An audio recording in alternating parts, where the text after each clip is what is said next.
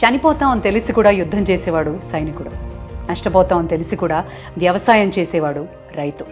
మనం 3 పూట్ల హ్యాపీగా భోంచేస్తున్నాము అంటే రైతు కష్టం ఎంతైనా ఉంది అని గుర్తు చేసుకోవడం అవసరం.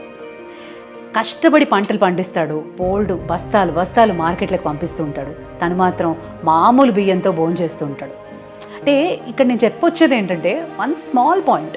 అన్ని ఫంక్షన్స్కి వెళ్తాం, ఇంట్లో ఫంక్షన్లు చేసుకుంటూ ఉంటాం, సగం తింటాం, సగం పడేస్తూ ఉంటాం, అవసరం అయినంత వరకు తినలేకపోతున్నాం, అండ్ అవసరం ఉన్నా లేకపోయినా ప్లేట్లు నింపుకుంటాం, డస్ట్బిన్లో పడేస్తూ ఉంటాం. దయచేసి ఫుడ్ని వేస్ట్ చేయకూడదు. ఎందుకంటే ఒక్క పూట కూడా భోజనం దొరకని వాళ్ళు మన దేశంలో చాలామంది ఉన్నారు. ఇన్ఫ్యాక్ట్ 2 years బ్యాక్ అన్ని ఇండస్ట్రీస్ నష్టపోయినా అగ్రికల్చర్ ఒక్కటే ప్రాఫిట్స్లో వచ్చింది. దానికి రైతు త్యాగం చాలా ఉంది అని మనం మాత్రం గుర్తు చేసుకోవాల్సిన అవసరం.